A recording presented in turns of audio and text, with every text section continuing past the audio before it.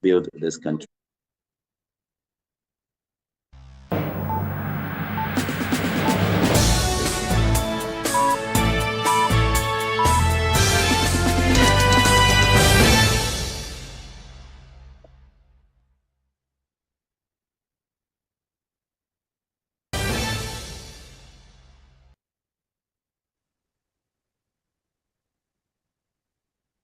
Hello, you're watching NSG News, and this is the hot seat.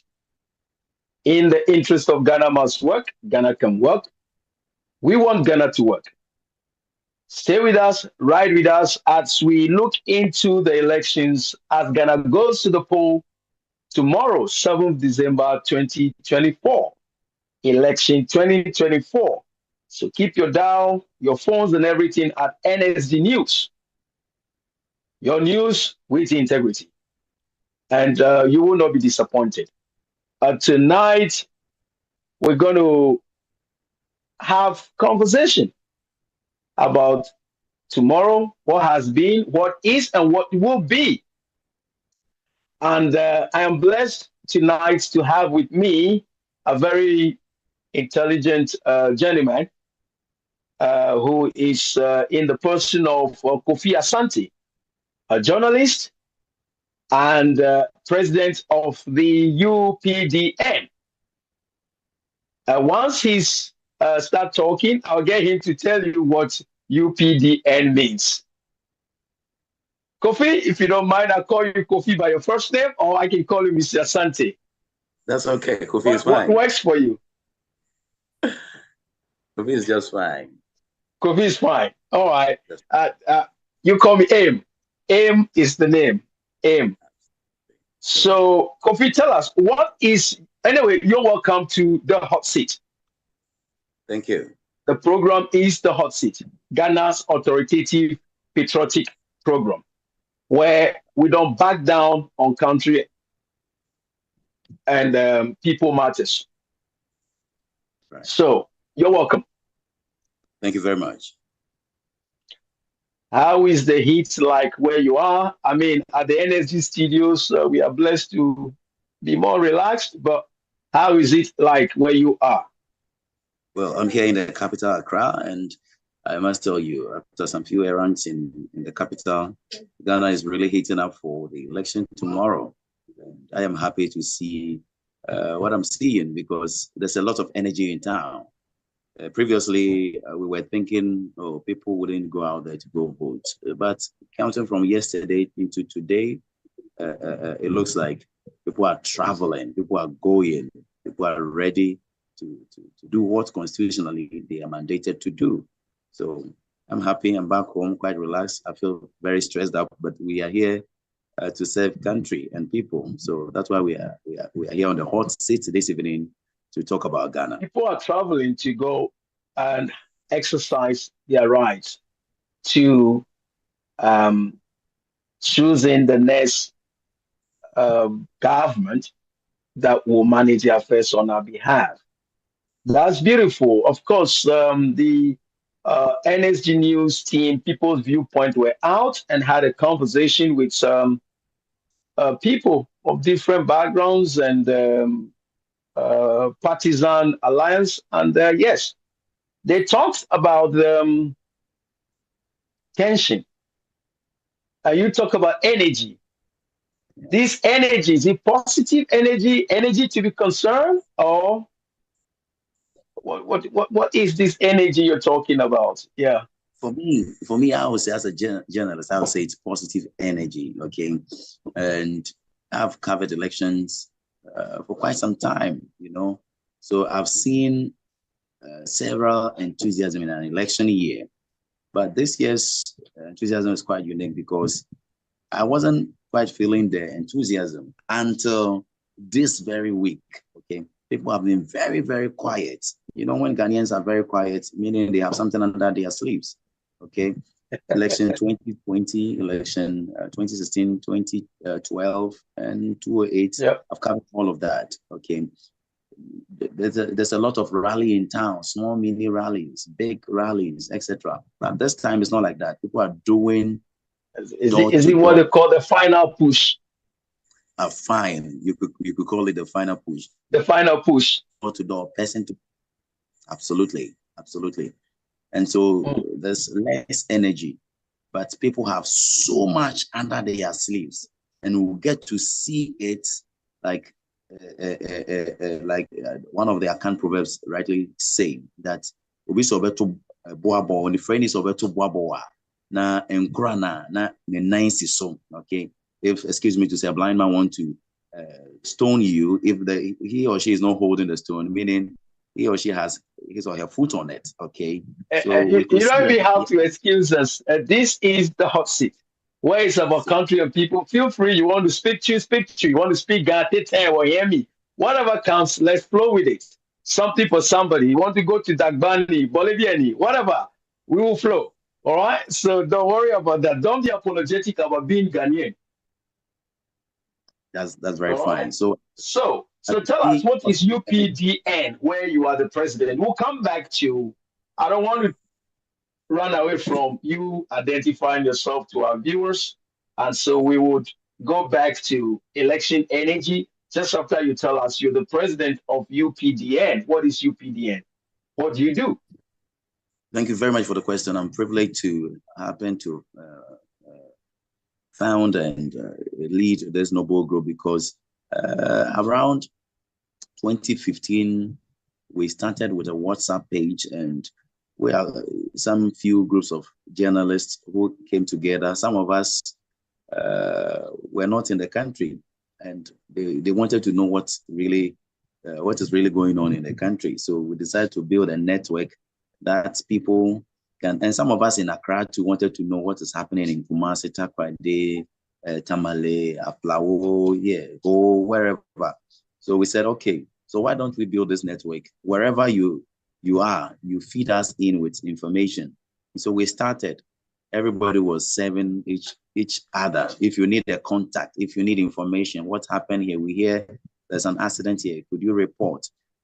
Somebody will also call from, for example, Kenya or London and say, we hear this is happening in Ghana, there's flood. Can you help us to report? Okay, so the network started building up. Then we said no. So I'm going to pick on you right now. You have this network, but you never fed me any information. You knew I was going to come after you for that one. Not you. How can you have this serious network going on, but you never gave me any you never gave me any information. That's not good. That's not good at all. You need to up your game. The hot seat is the program. It's Ghana and people bias and Africa bias. That's what we're about. But carry on. I just thought to poke fun at you right there. But yeah, carry on, sir. Thank you, Aim. Thank you, Aim. So we decided to register it. We went to the Registrar General's Department and got it registered. And previously, we had it as under the Ministry of Youth and Sports, because most of us were youth, and we wanted to get it under the Ministry of Youth and Sports, so that the National Youth Authority will come under that umbrella and train some of our people in some skill and entrepreneurship training that we see the National Youth Authority do. Okay, so aside being a journalist, you can also be trained to bake or do something in addition to your media work. So we registered under the National Youth Authority, which is also under the Ministry of Youth and Sports. So where is your secretariat located? Very well. So we got it also registered at the Registrar General's Department. And I'm privileged to say next year, February 15th, we would be 10 years since we started, from 2015, February 15 to 2025, February 15. And we want to mark the year with some year-long activities to also whip up the energy of journalists, young journalists who are in school and journalists who are practicing, journalists who have just gotten on board, and digital media. That's the new phase of media and journalism today. Wow. Wow, beautiful, beautiful stuff. But as I did poke you earlier on, Didn't see anything coming from your line in my direction. That we'll have a conversation after this. I'm very particular about country and people. And so, yes, thank you for letting our viewers know what you've been doing apart from being a journalist, creating the platform for Ghanaians at every level to interact and engage with information sharing.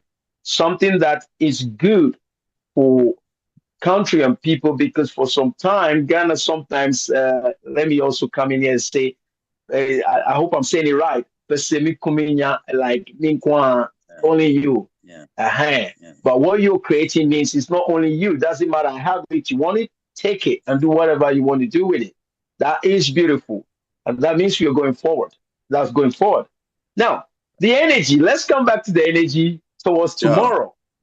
So election 2024, there's three, let me say three, serious stuff going on. The new force, the 24/7, the driver may becoming the driver and breaking the eight.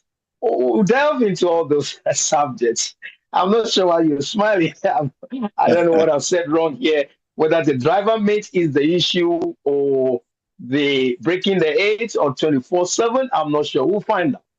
But tomorrow, the energy you talked about, whenever it's elections, Ghanaians, we are concerned because of the history of some few, what do you call it, disruption from some people from time to time, loss of lives, properties.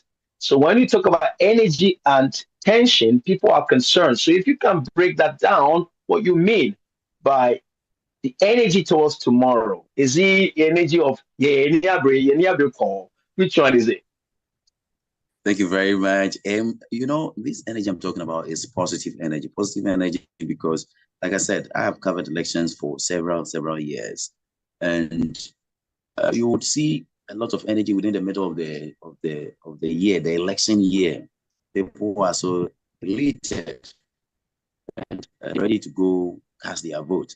Okay, but this time you wouldn't see much of it until the last push or the final push, the final rallies, especially here in Accra, And most of the times, like I gave that proverb, okay, so many people are quiet because I think they have a lot of things under their sleeves. They are ready to express themselves or make their voices be heard through their tongue. So everybody is quiet. They are doing So they are waiting for the seventh to express their voice or to speak to the nation, so that everybody from your information gathering, the intel you have as a journalist, do you think is going to be a resounding win to a particular group, or is it going to be very close? Is it going to be a tight race from this energy? Is it energy of vengeance, of energy of regret, or energy of, yes, we love it, we're going to go more? If I want to be straightforward, I've been a groundsman. I've been on the grounds, touring around between 2020 and 2023, 2024. I've been moving around all around this country. And I can tell you, it is going to be a one-touch victory for whoever is ready to grab power. And I say it that way because it is never going to be a tie for us to go a second round or anything. It's going to be a one-touch victory for whoever is ready to win this race. If you are a betting man, who are you going to bet for? Bet for or against? That you don't want to say. I mean, you can choose not to answer that question. Absolutely. Right then. Okay. So that is, you believe there's going to be a resounding victory for whoever is going to take the lead. Now, absolutely. Few things we will be talking about as we continue with the night. We're hopeful that we're going to have one very prominent Ghanaian to join us, time permitting. It will be good. So both of us can not put him or her to the spot, but prompt questions that will bring, because as I said earlier on, The hot seat is not about chasing people down and trying to criminalize people, but we create the avenue for you to express with the hope to um, impact and affect other lives. But there are times that we'll have to go after, especially the politicians when they don't do what we want them to do. Yeah, that's when the hot seat gets very hot. So tonight is going to become you're on the hot seat, but not for negative reason, but you're on a hot seat so we can draw from you your expertise, experience, and information. Beautiful stuff. So now, I this wasn't part of my discussion point, but this came across my desk in the course of the day. There is Okay. this. Um, Let me pick it up. There's this memo or letter said to be coming from the Ministry of Interior on locking down of borders. Do you know about that? Is that Yeah, true? I think I've seen I've that seen the letter. letter. Yeah. As you have covered elections extensively over the years, is this the first time? I'm asking you this question because in Ghana, every time something happens, people try to partisan begin to label or give it a color, so it loses its the effect and the importance that it's supposed to. So over the years, is this the first time that the borders are to be locked down because of elections? Not at all. We have had a lot of such releases from the Ministry of Interior. This is just a Ghana affair. We do not want any other people from any other country to come in and flood our borders or enter into our country to be part of this clarion call and noble constitutional mandate given to the people of Ghana or citizens of this country. I have seen quite a number of elections where borders have been formally closed and announced through press statement like we have in this very one. So it's not unusual for me. It's quite normal. But sometimes But will that not impact business and the economy? We're not the only country that, I mean, America just finished their elections. I'm not aware of such directives to lock down their borders because they are exercising their right to choose who manage their affairs. Don't you think that will have a negative economic impact? yes, the economic side is there.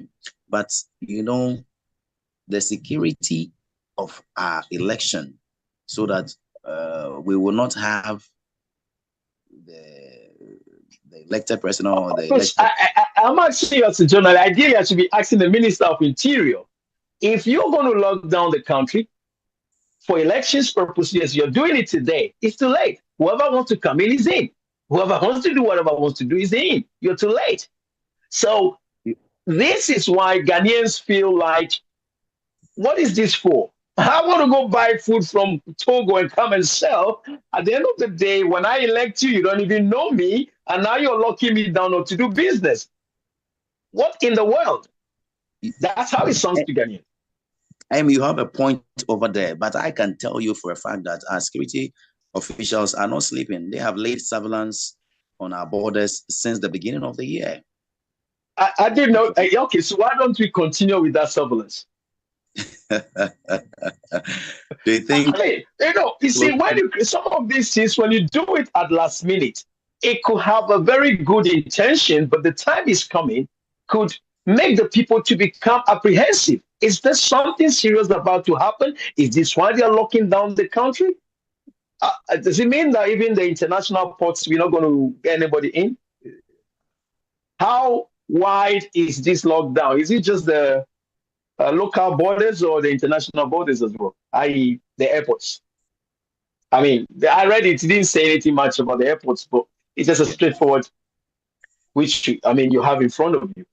yes, I do. I really And do. personally, yes, there could be a genuine security reasons, but if we are going to exercise the right to choose, and we have IDs and everything is done, and today is the 6th, and that memo came on the 6th, and tomorrow is the elections. That actually creates panic, I would think. Because at the time of these Some people even think they've been defranchised. Anyway, that's another subject we're going to talk about when we continue. But during the time of revisiting or going through the registers, nothing of that sort happened. That is the time that people who may like to undermine our elections would have acted. But today, being the 6th, less than 24 hours, and this memo comes out, you think that it settles well with Ghanaians? I think for economic reasons, it doesn't. And for me, I am speaking to this more because of the security aspect of it. You know, the United States will not close its borders because this is the United States. An African election is quite different from what happens in the United States. Why is African elections different? I was looking for something like this. I love that subject. I want to stay with that subject. America, they are as human as we are. You see, the hot seat, we don't agree with the fact that the West is okay, but when it's us, it's not. No. Ghana is already having challenges as far as the economy is concerned. Yeah. To lock down a nation 24 hours, more than 24, I didn't say what they're going to open the borders anyway. Most of our Ghanaian traders, they trade not internationally. They go across the borders to bring goods in and sell. Yeah. So effectively, there's an impact. That's my concern. This security challenge, how evident and how promising it is that there's going to be an interference, that we should lock down the borders. Can we, let's be real. Let's act a movie here. Can we really lock down the country? Somebody really want to stop the elections? This is just inconveniencing Ghanaians. Because if a high-level think tank security person wants to disrupt our elections, lock down the border all you want. He will come in if he wants to. That's my opinion. Let's act the movie. Well, you have a point over there, but you know, if a well-planned attack, if you ask me, on our election by a group want to render a well-planned attack on us, they could come in, like you were saying. They have so many ways, but for security reasons, I would love to just sum up what they have done. But on the scale of economy, it's going to worry us as a country.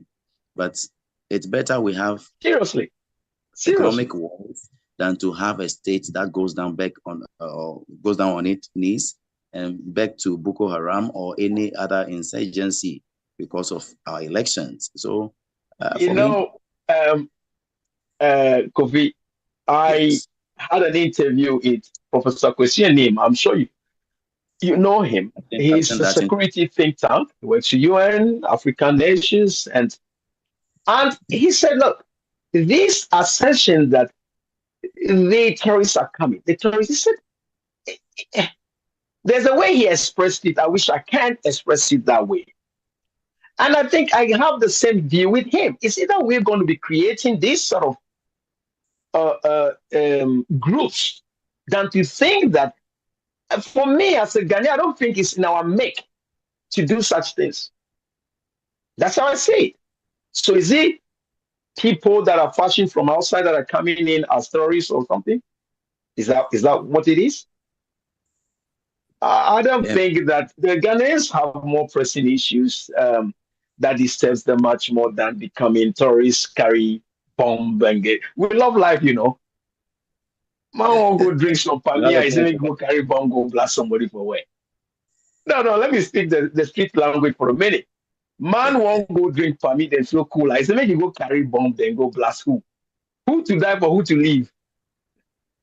That's what Ghana man go ask you. Make me I go die, then you go leave. No, it's a lie. So let's stop disturbing ourselves with buying into this American ideology of terrorism and all these things, and then eventually destabilizes ourselves, because if we are yearning for it, we are talking about it, we want it. To me, that's how it sounds to me. And you're right about that. So there you go. Anyway, let's come back to the elections tomorrow. And people are concerned about disruption. because of some of the assertions or statements made by the political leaders during the campaign. Professor Koscielny made a statement that the EC holds the key to release the valve, i.e., the pressure that has piled up through elections, the name calling and everything else, the tension, the anger. She has the key to it. That on the night of elections, when all is done and dusted, once she pronounced whoever wins, everything comes. But some don't seem to be trusting the EC. Why? That's a good question, Em, because you see, it's so simple. Very simple, I say, because if we would want to strengthen our institutions, people would trust this heads of institutions and people would trust government.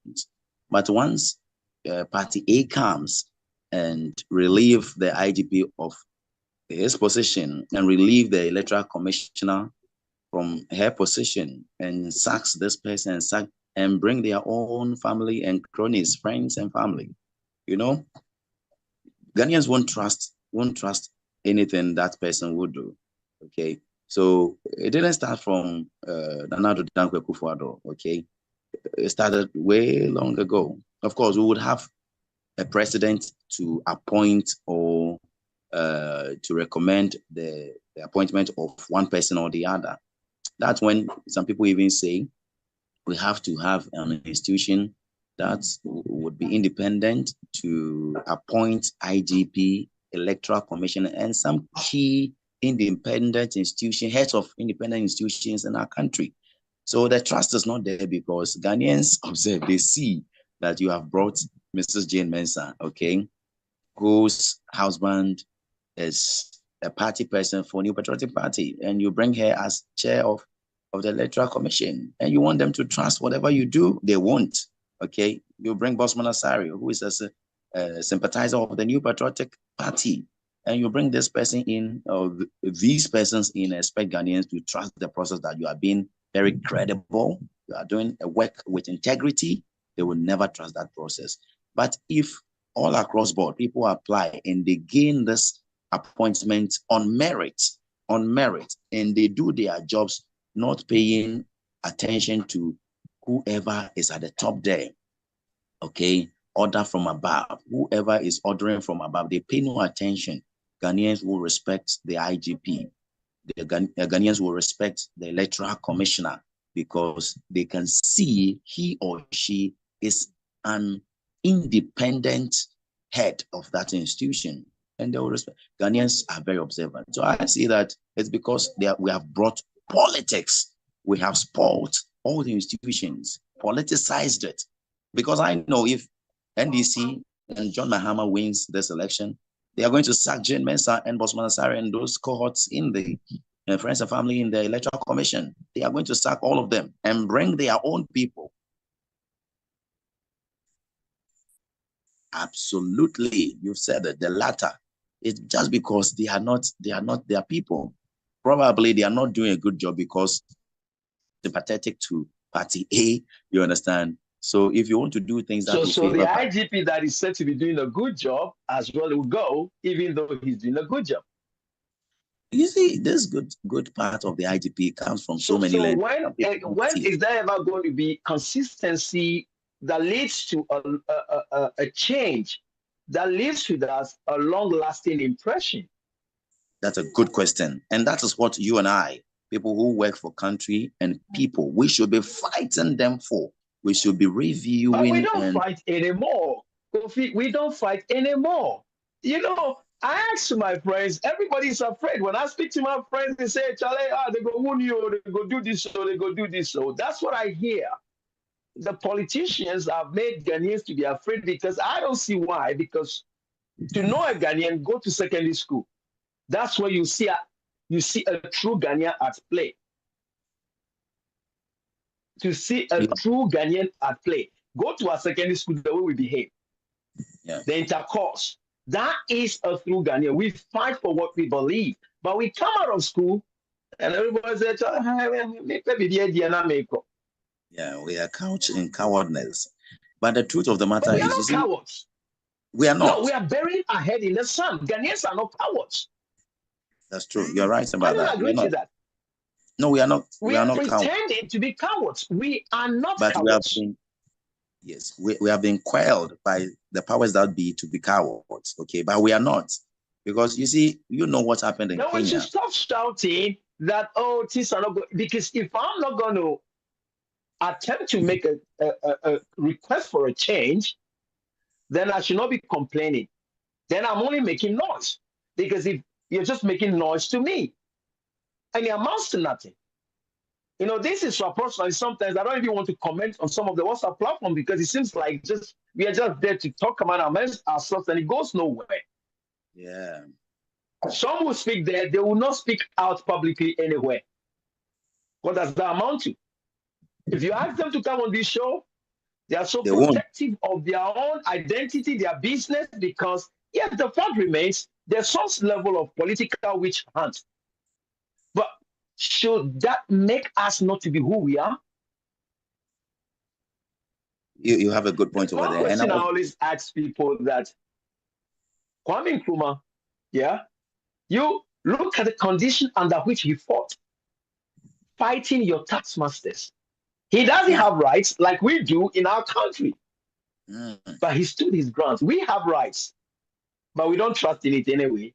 We have constitution, we don't trust in it. We have laws, we don't trust in it. We don't trust in the IGP, we don't trust in the AC. We have become people who don't trust anything. Any institution, we hide behind the fact that, oh, it is NDC and MPP. But sometimes it's not true. And I will just digress a bit. Let's go to when they were doing the demonstration for the Galamsey.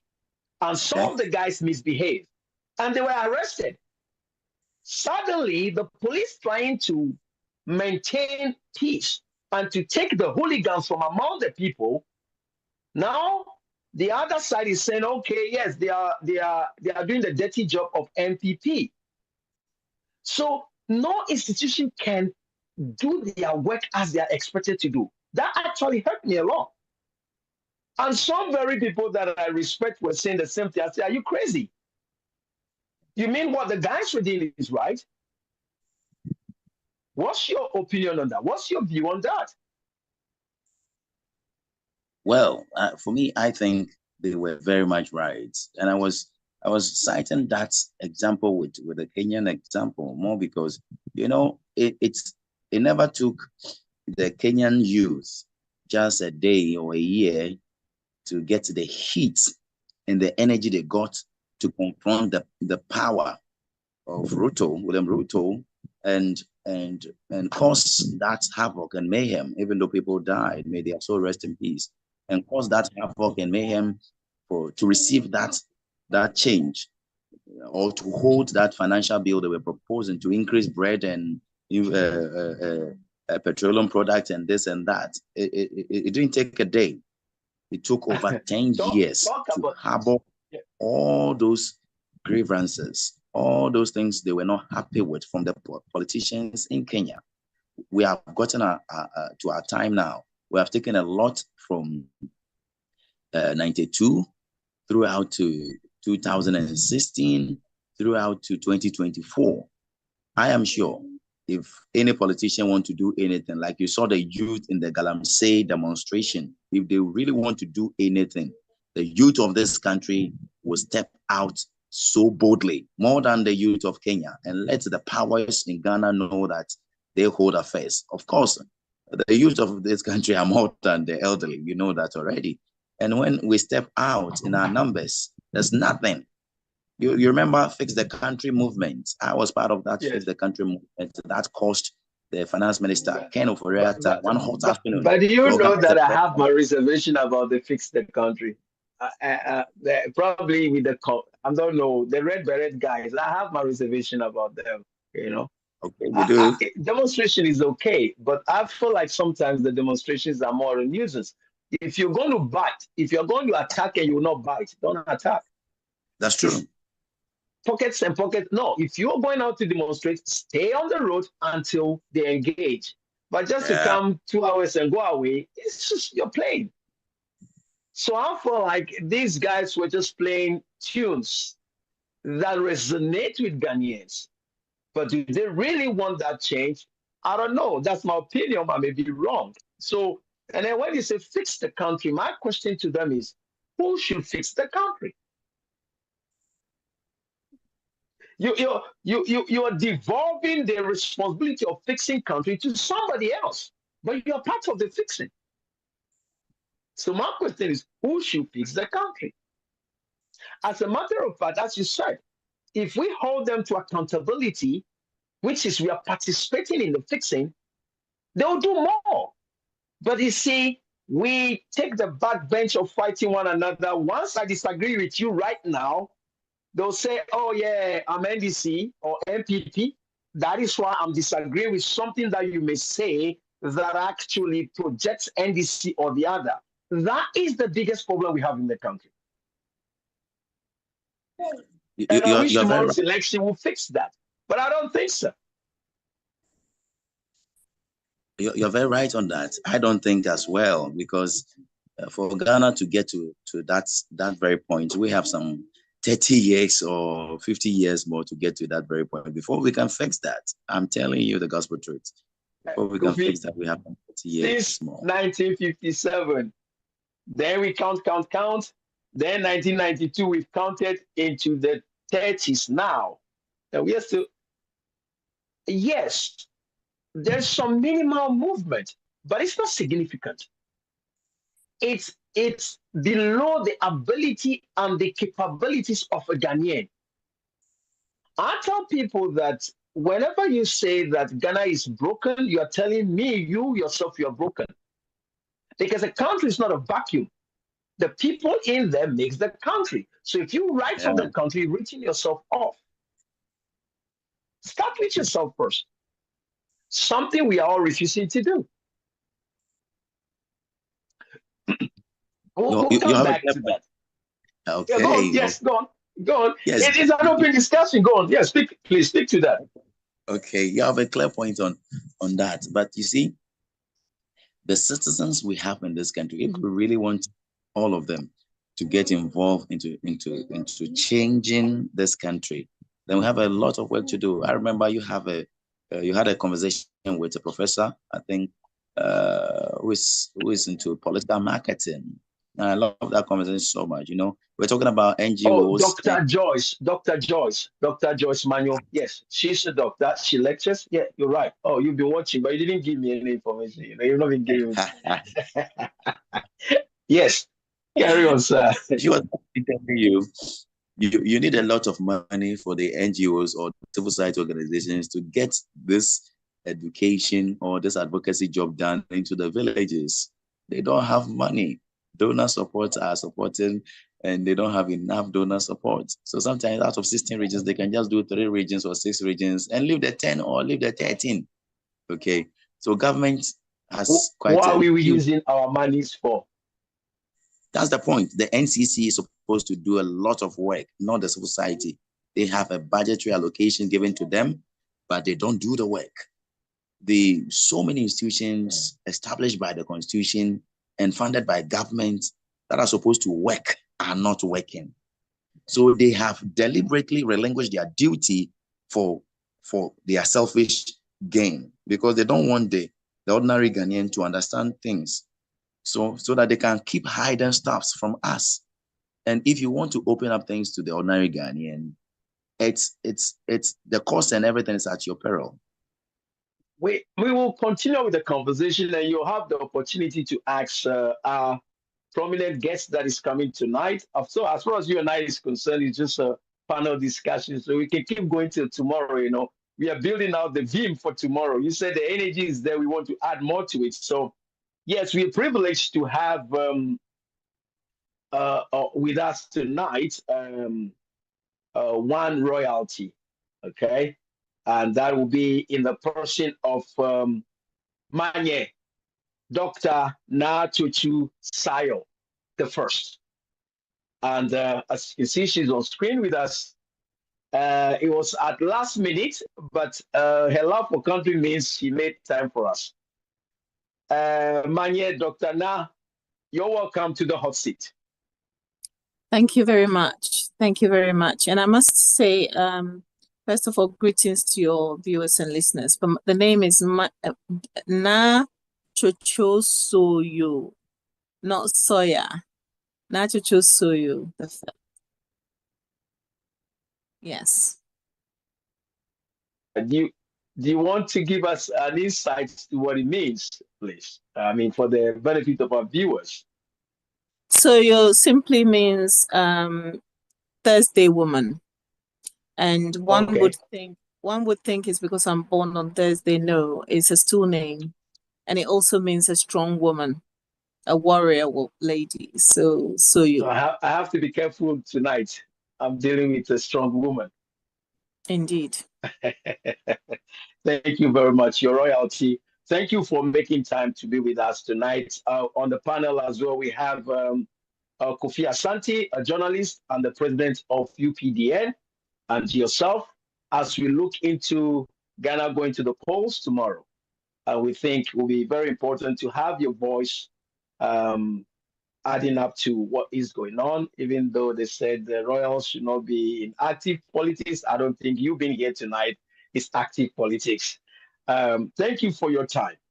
So, viewers, we have, I'll re-mention the name correctly, Manye, Dr. Na Chocho Soyo, the first. Soyo. I'm not sure where I got the A from. So I wrote it with the A. So it's Soyo. Yes. The first. Yes. Queen Mother of Jamestown, Accra, Queen Mother Ghana. from Jamestown, yes. From Jamestown, Accra, Ghana. Thank you.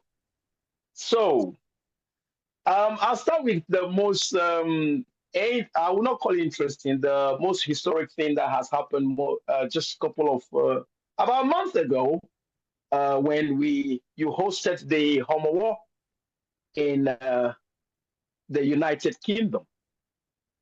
Yes. Tell us a little bit about it. We have a few questions we'd like to ask, but from your seat, why the Homowo in UK and the significance of it? Homowo in itself, as most people know, maybe some may not know, it's a celebration of a harvest and and triumph over adversity. Particularly, we're told during the Exodus from Egypt, on the way to our present location, we experienced some famine and hunger, and we prayed. And in the course of prayer, we found grain. And with the grain, we prepared what we know today as kpikply. So we use unfermented corn to prepare this meal very naturally with palm oil. And that was in celebration of the end of this period of extreme hunger.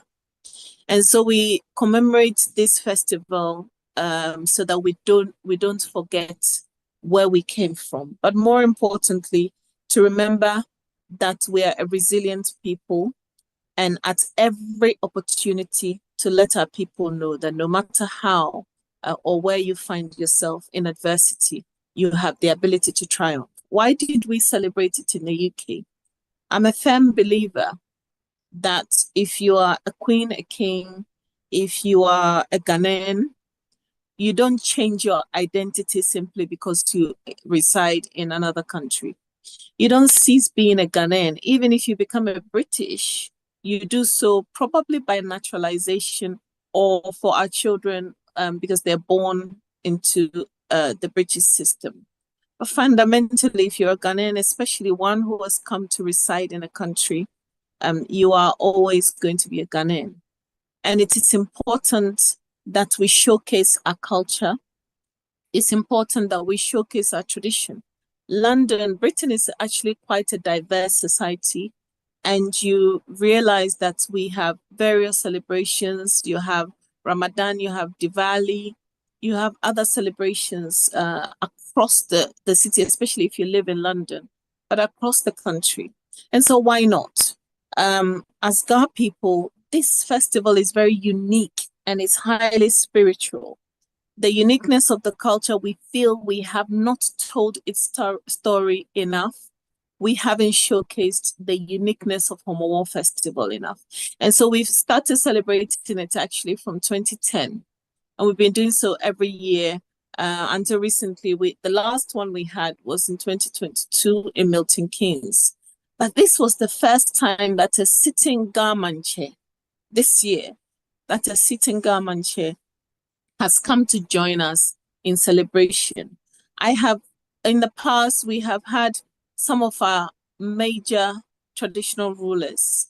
We've had Nungwa Manche, Gbese Manche, Mancheme from Jamestown, and other places joining us, Simpe joining us. But this is the first time that a sitting Gamanche has joined us to celebrate. And so it was history making.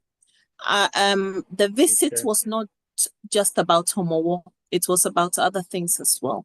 So we're very privileged that His Majesty agreed to join us, and we're proud to have showcased our culture to the world. Thank you for giving us that overview of the significance and why UK, because when it came out, it has always been, but day in, day out, the internet is getting bigger, people are getting more engaged with the internet. So things that have been seems as though they are new to them. So there were comments of people kind of surprised that Homowo was taking place in this is how they said it, the oppressor's country. Why should there be Homowo celebrated in the oppressor's land? And the king being there as well. So I thought you would be the best person to speak to them, to make them understand why it's UK and why the king was here.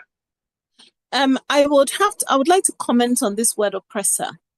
If we take on that mentality, then we can never celebrate ourselves wherever we are.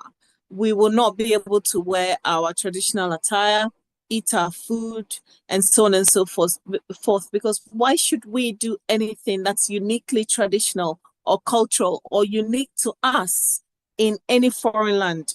And then why should we live anywhere? Because by that kind of mentality, we should not even be living in the UK in the first place. But the world has become globalized. We live in a globalized society.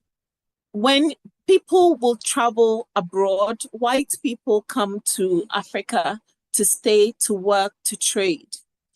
Africans and Black people go to different parts of the world to study, to work, to trade, and to reside, and to grow families. This is the nature of humanity, where we want a world where we can go to different places, reside there, and maintain a culture. Also, when I hear that argument, it makes me sad, because if you're going to look at it from a colonial perspective, then one can argue that where you feel you've lost your identity, it is in that very space that you must begin to showcase your identity, your culture, your heritage, to maintain who you are and to teach and educate people about who you are. So we cannot be in Britain and assume a wholly British identity and only celebrate British cultural festivals. We can showcase people in Britain. We can show people in Britain who we really are through our culture, our heritage, and our traditions. And before we go to some, I think we need to capture this whole conversation on the Homowo in UK, yourself, in a more exclusive setting. Yes. Because tomorrow is drawing on us, so we want to take you there a little bit. But before we go there, you did mention that Homowo was not the only reason. There were other important things. This is something you would like to just throw an overview of any bilateral agreements or settings that the king being here has established that will benefit Ghana. If you know anything about His Majesty, you know the Gamanche King Takite Kuchuru II. You know that he's somebody who has a diversity mindset. He's somebody who embraces everyone. He's king of the left, the right, the center, the front and the back. So in that vein, when he arrived in the UK, it was with a purpose to embrace different people from different communities. One of the key things we did was to engage the Muslim community in the form of the Ahmadiyya community. Now, if you notice in Accra specifically, in Ghana, but also in Accra and I think in Kumasi, the Ahmadiyya community is very strong. It's very, very strong. They brought a lot of development in terms of education, in terms of humanitarian work, philanthropic works, etc., to Ghana as a whole. And so he engaged by paying a courtesy call on the leadership of the Ahmadiyya community. It was a very good engagement. And the outcome of that we will announce at some point very soon. I don't want to get ahead of myself and say too much at this point, but there are very good outcomes as a result of that visit. The other thing he did was he engaged from a UK political perspective. He was at the UK House of Commons to meet a cross-section of the Ghanaian and African community. And it was at the seat of UK government. So he was hosted to a reception by MP Belra Beradi, and we hosted him to this reception so he could engage with a cross-section of the Ghanaian community. And that was a very, very good thing as well, because people who had only probably seen him on screen were able to get up close and personal, engage with him, and hear from the horse's own mouth what his agenda is and his vision is for Ghana and Ghana as a whole. And then he went to, from an education perspective, His Majesty went to Cambridge University. And there also, he was able to establish a collaborative relationship between KNUST, where his father was Dean of Architecture for over 30 years. And so we went to the architectural,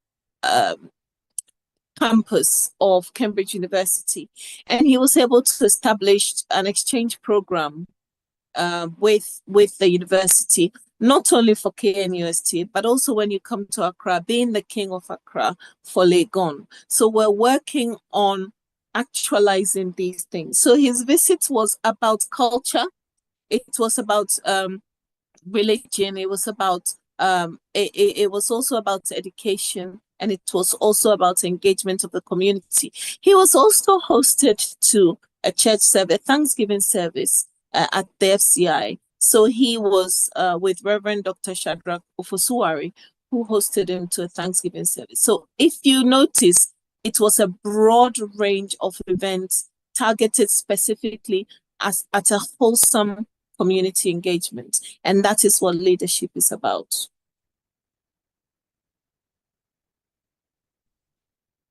As you will know, it's Ghana's most patriotic program, where we give Ghanaians the voice. Even though the name Hot Seat is there, it's not to say we can't chase it, but when it's the politicians we chase. But when it comes to culture, country, people, the tradition, we give you the window, the voice to express to us for understand, because information is power. And with what you said, I'm sure those that were critical of what has transpired would begin to have a different view too.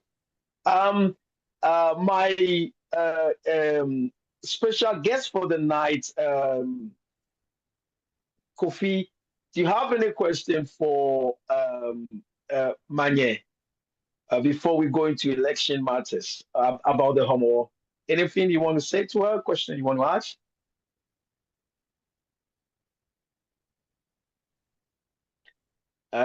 Kofi's screen is frozen. We hope he comes back. When he comes back, hopefully he would say if there's something he wants to say. Now, let's so thank you very much, and we look forward to the fruits of this historic Homo celebration with the king present and engaging at various fronts to initiate bilateral agreements for the benefit of country and people, which is Yeah. beautiful. Thank you for that. Now, Ghana goes to the poll tomorrow. Mhm. Where you're sitting on the throne, what is your contemplation? What is your view about what the election generally before I ask any specific questions?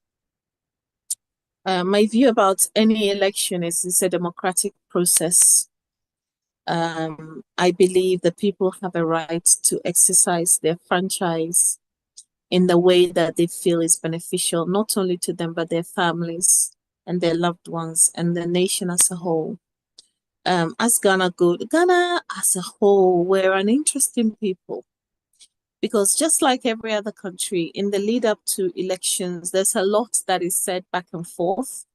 Politics by its nature, you have the negative and the positive, and it happens in every country. But fundamental to Ghana and what is unique about us is, despite all the noise, the screaming, the shouting, sometimes the unsavory language, the propaganda, the politicking, ultimately we have an understanding that we're one people. And whatever happens tomorrow, once the vote has been cast, counted, announced, and we know who the leadership is, Ghana remains calm. And that is what I'm hoping for this election. It's a democratic undertaking. Go exercise your right to vote, but do it knowing. Let me interject a bit. It is a democratic process, the rights of the people to choose who, but there is this sentiment of not being trusting the electoral process or the electoral commissioner because of the relationship of appointment and other processes that are taking place that some of the political parties are calling to question. Is that going to have a dent on the result? I don't know whether that's... Sorry. Yeah, go on. I mean, it doesn't matter who wins. It does matter who wins to some people. But the people's viewpoint were out speaking to Ghanaians, and one guy said, look, whoever wins, we should accept it and just really accept the person as a leader and support as much as possible. That's how it should be. But partisanship and diehard party members sometimes don't tend to act in that way. And some comments out in the, as we know, internet these days, every information is available, seem to suggest that some are not comfortable with the current EC's activity up until now. First of all, what I was saying, sorry, on, carry on. Yeah, no, okay. you go. First of all, what I'll say is that you asked the question, is that going to have an impact? I hope not. I hope fundamentally the EC, and I say the EC as an institution because I'm not going to even pinpoint one individual, but the EC ought to do its job based on its conscience and the mandate is being given. Unfortunately, in our dispensation, sometimes extreme partisanship threatens to overshadow love for the country and the need to keep the peace to some extent. I hope the EC will go to bed tonight, confer with its own conscience, and realize that fundamental to everything is the desire of the people to have a better quality of life.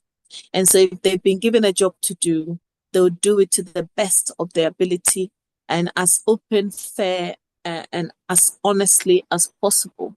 Now, I'm not naive enough to think that any appointment by any political structure will not have biases. Of course, if a particular party appoints you as part of its own cabinet, then you are going to have a certain loyalty and bias towards that party. Does that mean you will do anything to ensure that by any means necessary that party ought to win or not? I don't think so when you're an electoral commissioner. I can't say that anything that anybody is saying means that there's going to be jeopardy to our electoral process. I can't say that for sure because I don't know. And that is But people exactly have a right. that's exactly where the contention is. Definitely Yes. someone's going to appoint. But will that individual, i.e., the electoral commission system, has the integrity and the love of country and people to say, yes, you've given me the responsibility to discharge on behalf of the people, not on behalf of you.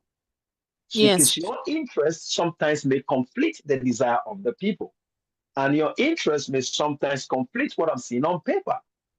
This is what people are calling to question. Will the EC and its head account the result as they come? I hope they will. I hope they will. That's the desire of every government. That's the hope.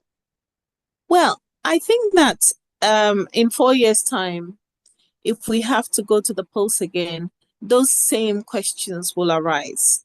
And so if people have a right when they observe things are not going the way that that the nation hopes it would go, to question the process. People have a right to question the process.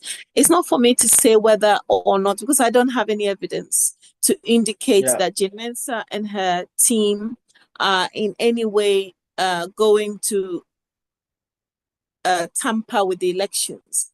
All I can say is I hope they have the presence of mind, the conscience, the fear of God, because we like to always promote Ghana as a God-fearing country. The fear of God, whatever your religious persuasion, to be able to go into this knowing that at some point you would have to account to a higher power.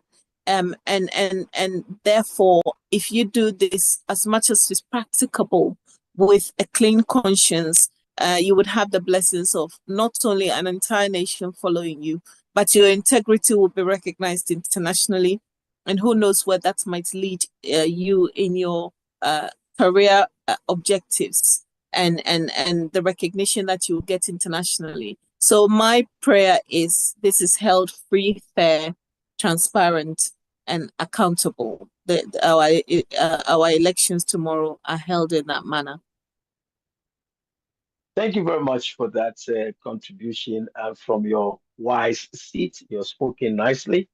Now we don't expect anything less. I mean, as a queen mother, we don't expect anything less. But you see, the challenge we have is the partisan polarization that we have, where we are quick to label things, even if they are in their rightness or they are right to do or into this position. Once it's not in my favor, I label. And that's the challenge. And that's what we have to hope will not impact the elections tomorrow. Or if the result goes all the way into Sunday, Monday, we don't have to have people saying, oh, they are manipulating it. They need to be on top of the information. I can only report what I have. If I don't have it, I have to wait. And so the partisanship polarization is the biggest problem we have in our country. If you ask me from the hot seat. It is. I think across Africa as a whole, partisanship, as I said earlier, is threatening to suffocate our democracy. Extreme partisanship is threatening to suffocate our democracy, where we don't see anything but party colors. And I feel sometimes I feel very sad about it, having been a victim of it myself. I am a victim of it because, it doesn't matter who, for me, from my point of view, whoever is the sitting president is my president. That's how it should be. Whoever comes is my president, and I would serve them to the best of my ability, because I I can honestly say I'm one of the people who places my country first. Ghana first, the Ghana state second. Okay. in my heart. And so whoever is the sitting president, I'll serve within the best of my ability. Unfortunately, we live in a country where if you happen to be active for one particular president because they happen to be the sitting president, when another party comes into power, you are labeled, you earn yourself a tag, and as a result, it's not often that the next. Let me attest to what you're saying, that you're a victim, and I'll speak on behalf of the Queen Mother of Mepe during the, I call it the panic spillage of the VRA, because my background tells me it shouldn't have been that way, but that's a story for another day. The panic spillage, it is said that Nana Akufo-Addo went over there and made a comment, and she believes that that was just having a banter. People were not comfortable with it. And then she said that, look, that is not the most important thing. The most important thing is the suffering of my people to be taken care of. The media should drive that information more than what Nana Akufo-Addo said. Suddenly she became all the names of, oh yes, she sold out because she's saying the obvious. Yes. I agree with her, because what is the most important thing at the moment of that time is the people needing help. The media will not propagate that, but they were propagating. Then Akufo-Addo said, oh, you have not voted for me, but I'm here. Yeah. So I'm just saying this to say how serious this partisanship polarization of the country is destroying even standard conversation for a result. Absolutely. And that's very sad. As I said earlier, it makes me very sad because sometimes it also erodes the ability to have a meaningful dialogue, a progressive dialogue, because we're so caught up in politicking that we lose sight of the fact that wisdom has to prevail, meaningful dialogue has to be had, and dialogue towards collective, purposeful progress has to be had. And once you look at, and the media doesn't help, I have to say, every media in every country that I've encountered has thrive on sound bites. But when it comes to our continent, when it comes to our country, I think we do it a little bit too much. I in the UK, for instance, I know that although the media thrives on certain sound bites, they're also very conscious that it is their country first. And so the media will go for that which benefits the people rather than that which benefits a particular politician or political party. And so what we have to learn in Ghana, I think in terms of educating ourselves, in terms of educating the media, the general population, religious leaders, with all respect, our chiefs and our queen mothers, is that we have to be very circumspect in the kind of utterances that we make, how we apply, how we do politics, but then how we apply the political game to our need for progress. Because sometimes by playing the political game, we end up stunting our own progress and we don't develop the people the way we should. So I agree with you that where the media is concerned, sometimes they utilize what is unnecessary. They amplify what is unnecessary, and they minimize what the real message should be, which is good quality of life for the people. Thank you very much. I know you're busy, and there's a few more things I'd like to ask you, but a quick one about the Speaker of Parliament's concern with an alleged comment made by the president. I hope the production can play to your hearing, but in summary, the Speaker of Parliament is seen to be suggesting that the president said they or he would do all in his powers not to hand over power, even if they lose or lost the election. And he, from his own statement, he was surprised to hear the president say that. I've not heard it personally. I'm only picking the comments that the Speaker of Parliament made on TV3 when they had an exclusive with him at the Parliament House. Now, I don't even know how to pose the question to you on the subject of the president intending not to hand over power. I can't imagine it after all these years. If that's what the speaker is saying, that that comment was made. So when you started speaking, you used the word allegedly, or alleged. And also you said you have not heard it for yourself. Now, I'm not suggesting that it is not true, but I'm very careful. My legal training tells me that anything that I have not witnessed, The reason I pick on it because he is the Speaker of Parliament. The least I will expect of him is to tell a lie. Well, absolutely. Absolutely. And that's why I'm saying I'm not suggesting it's not true. I'm sure he has very, very good grounds for making that comment. And if it is true, then I agree with him, of course. I don't think I will be very, very surprised because we know His Excellency the President. I'm of the view it could be a statement made taken out of context or not, but it the could Speaker be. of Parliament is an intelligent, smart man. I don't see how he would take a comment out of context. I would suggest two things.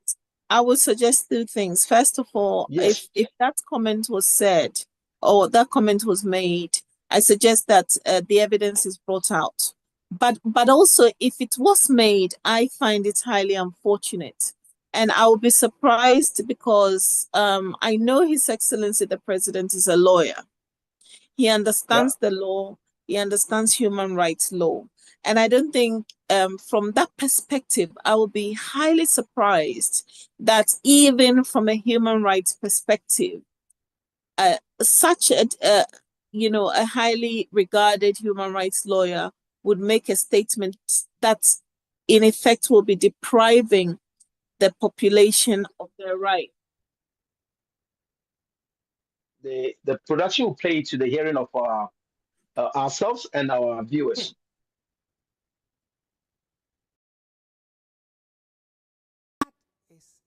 Inciting people to violence.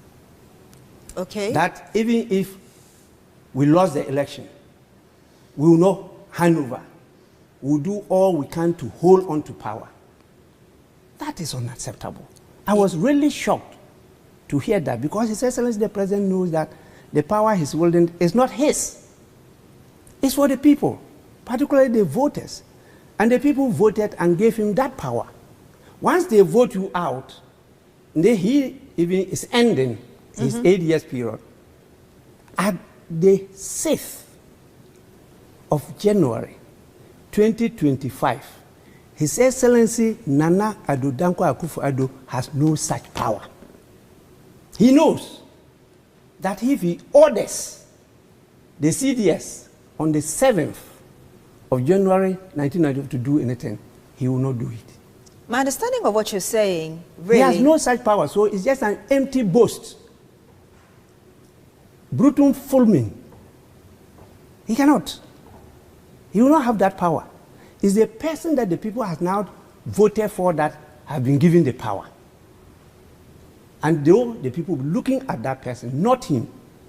So either is His Excellency John Dramani Mahama or His Excellency Dr. Mahmoud Bawumia. Mahmoud Bawumia. You do not think so that... those are the people that will have power, and those are the people that Ghanaians will now be listening to, not to him. So he has nothing, not even an empty shell. What we do is just a ceremony to show that power has now shifted from the former to the newly elected person. You do not think that those comments were deep expressions of, I really wish that Bawumia would take over the reins of power from me? You just said it. What prevented him from using that same language? It's my wish that MPP should win the elections and Bawumia will take over from me. But if you go and say categorically, I will not hand over power, as if the power is still in your hands. But by that time, it's not in his hands. You just gave his history there, where he started from before he even became president. Yeah. Would you say that that comment was irresponsible? And he's repeated it. Well,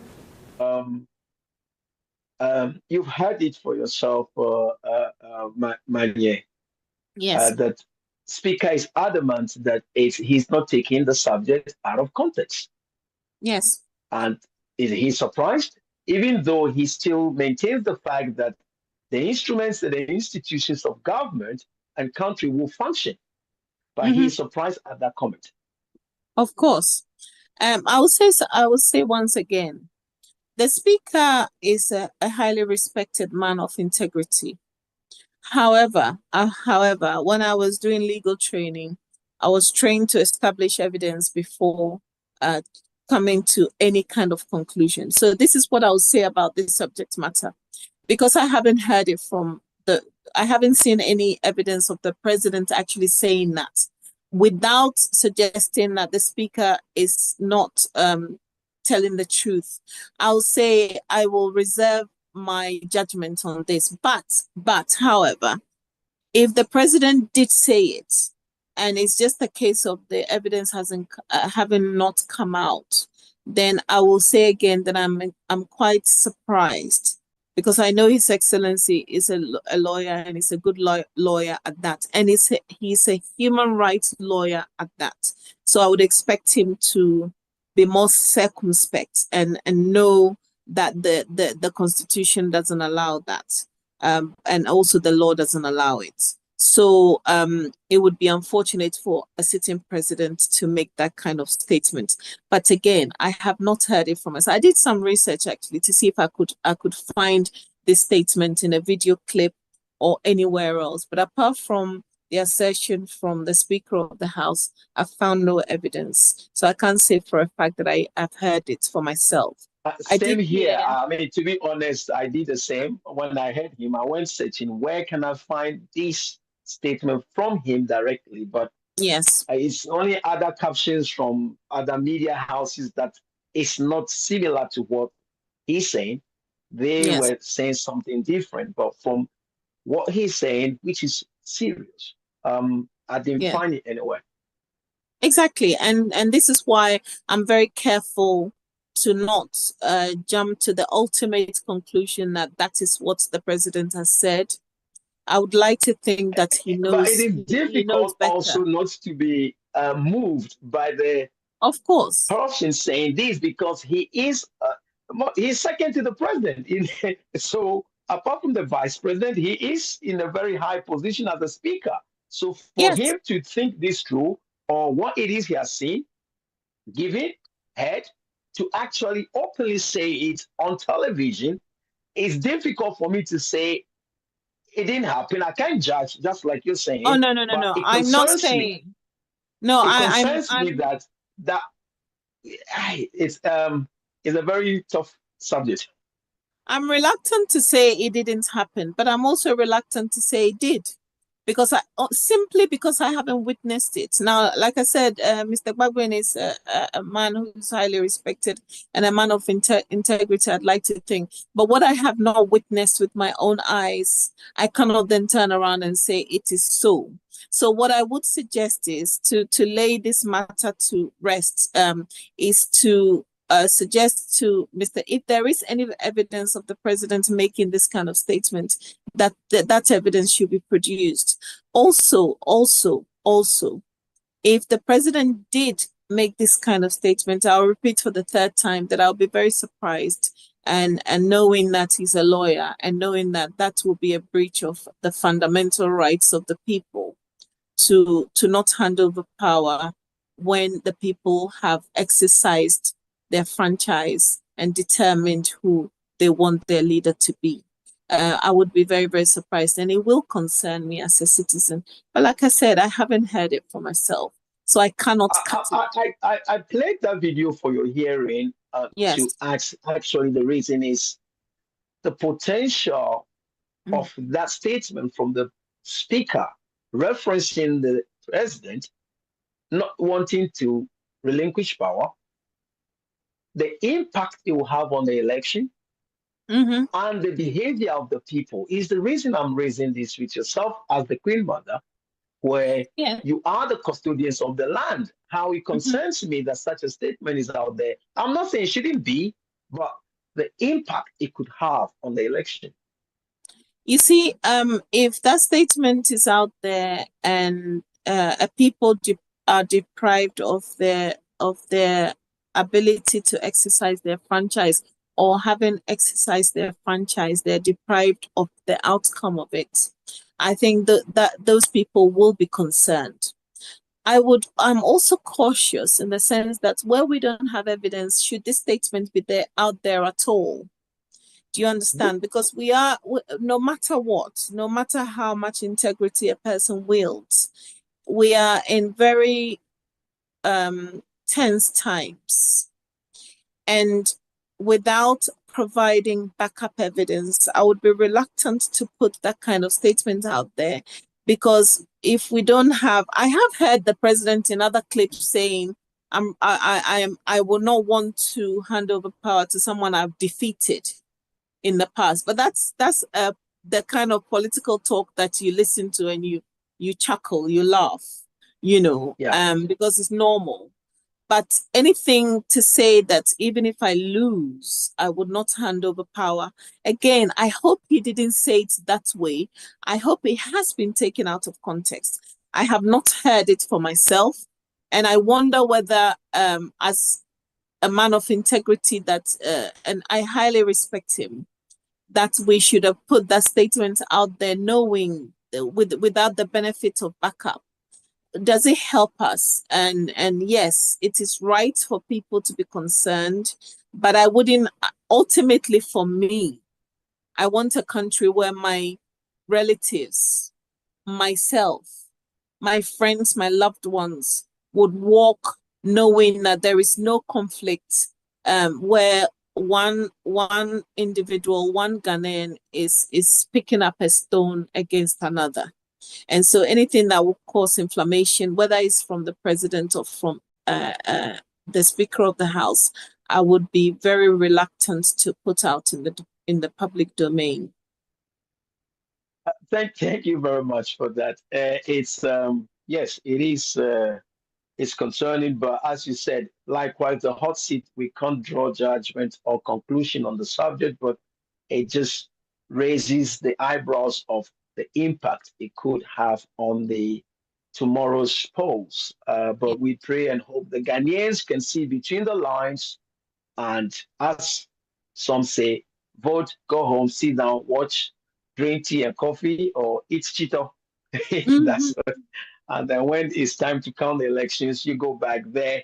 But I don't want to keep you too much. I mean, I'm enjoying the conversation with yourself, but in your final words from your seat of authority as the Manye, your admonition for Ghanaians, the leaders, everybody, the security agents, as we go into the elections tomorrow, the behavior as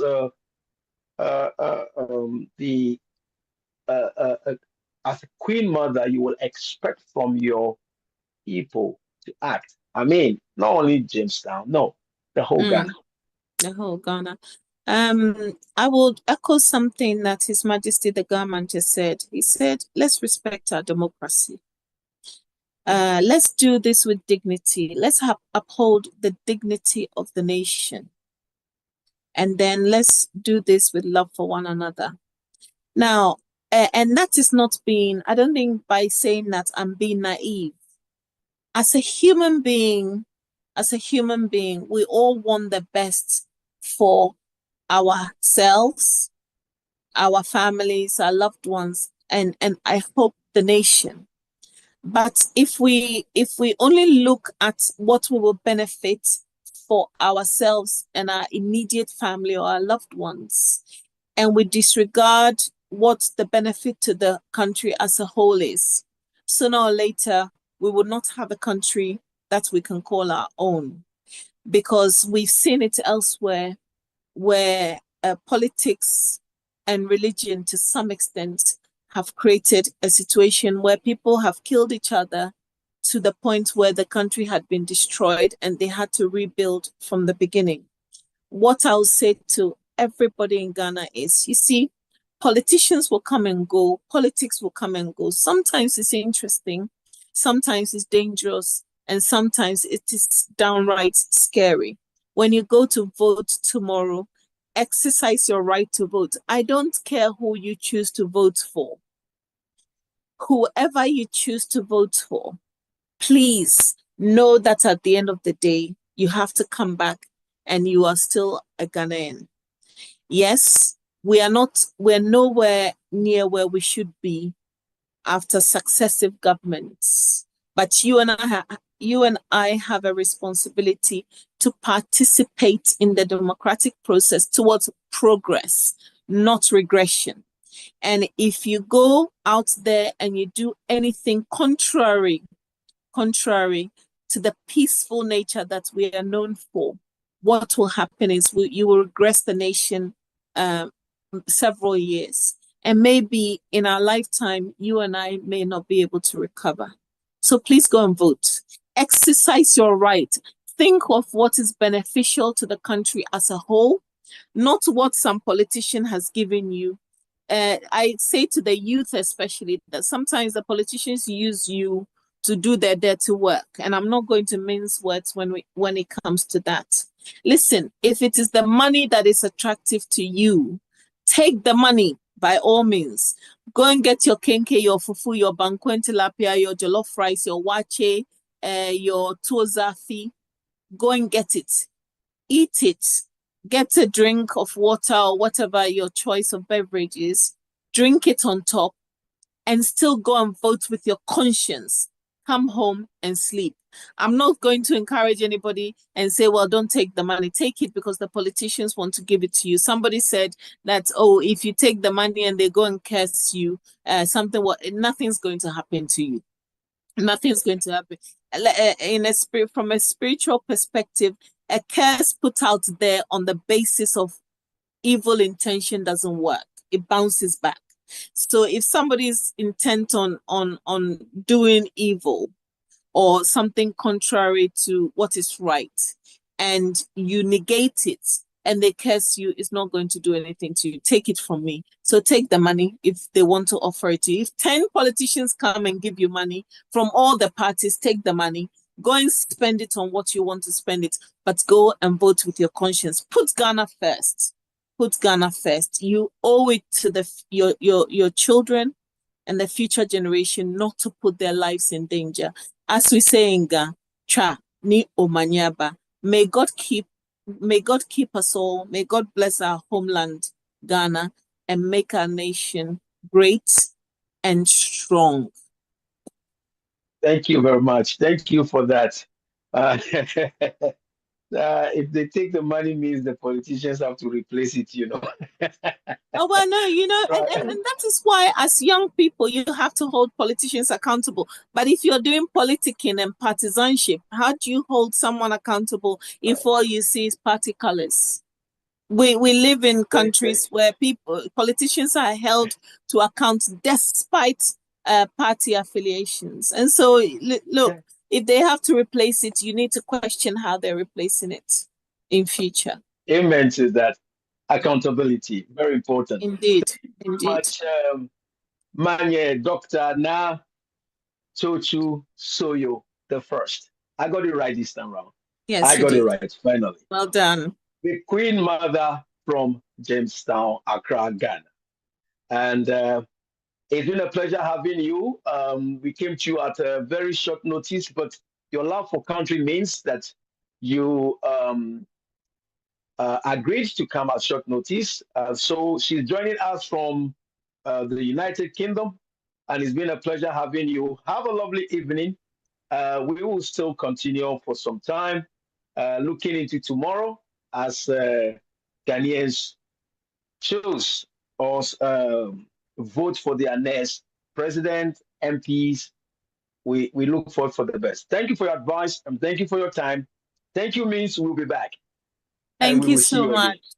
Thank you so much. Thanks for having me. I hope it's not too cold where you are. No, it's nice and warm where I am right now. It's cold outside, but it's nice and warm in my home. So thank you. Thank you very much. God bless you. Thanks for having me. Thank you for your time. You too. Thank you. Bye-bye. So Bye. yes, viewers, that was Manye Dr. Na Chochu Soyo the first. Right. Oh, so we're back to where we were, and somehow I was hopeful that my um, special guest for the night would have been able to throw in some questions there, but I think there was some technical issues, and but here he is. He's a shoulder. He's I think he just decided to leave me alone. I think that's what happened there. Kofi, what happened? I had a technical problem. Like we used to say in Right. media, you know. All right, good stuff, good stuff. But you're here. I hope it's not the same way that you have a network of information you don't give me. Now you have left me on my own again. I'm watching you. Sorry I'm about watching you, Kofi. Beautiful that. stuff. Yes, you've had the conversation, I would think. In summary, what do you want to say to the Queen's input, especially the, yeah, of course, all of it is important from the Homo subject to the elections. From journalist's point of view, what do you have to say? I think I paid much attention to her, and she made a very renowned and great points, and I support all of them. It's about time we put our nation first, we put our culture and our tradition also first, and make sure we work for our country and our people, and make sure our tradition also stand very strong, because it is the bane of our development. Okay, so I support her. It's time for Ghanaians to go out there and show that, of course, we are true Ghanaians. I must tell you, just this evening, some of the political parties have started organizing press conferences and accusing each other already. So on the night or the eve of the election, some accusations have already started this evening here in Ghana, Accra. So it's time to go out there, vote, and be part of It's the too late for that now. The people have, I'm sure they have made up their mind who they're going to vote for. So why the accusations? Well, they are talking about some ballots being transported to Togo, and some ballots papers being. But I thought the borders have been closed. That's the point we're making early the on. ballots So they say one has been arrested and a couple of other things. But I think, today is supposed to be a new interest. Why is the ballots going to Togo for what? To be stamped or what? Today is supposed to be a quiet or a muted day for citizens to reflect and make their resounding decision, God willing, tomorrow. But if you have political party communicators organize press conference to talk to the nation in more or less a nation address, it's a form of campaigning, okay? And you ask whether the ballot paper was going to Togo to be stamped. They said they intercepted the ballot papers. They questioned the guy with the ballot paper. He says he's going to do voter education in voter region in Togo, voter education in Togo. So he has been arrested, and the police didn't organize the press conference to tell Ghanaians. The Electoral Commission didn't organize press conference to tell Ghanaians. It was a political party that organized a press conference to tell Ghanaians, and I find it worrying. Out of interest, which political party is doing this? I'm talking about in the news. There is not something we have to hide. Which one is this? No, the ruling party, the New Patriotic Party, organized a press conference through the campaign communication director, Miracles Abuaji, who was addressing the country and telling us about all of this. From the hot seat, does it make sense? It should be the what do you call it? The party in opposition that should be actually saying the sitting government is trying to manipulate stuff. If you are in government, all the agencies are available to you, and you are saying to us that those not in government are actually at it. Something is definitely wrong. Is it that you are incompetent, you don't know what you're doing, or you just want to create trouble? From the hot seat, we are speaking that way. Does it make sense? You are right. You are 100% right. You are very 100% right. You've got your Ministry of Interior to write a memo saying that you've locked down the country, all borders, yet you've come out telling us that you have arrested people with ballot papers, taking ballot papers to Togo. Through which border? The bush, the jungle. I'm a Jehovah So on I this. am, Well, wait. Where on this intersection?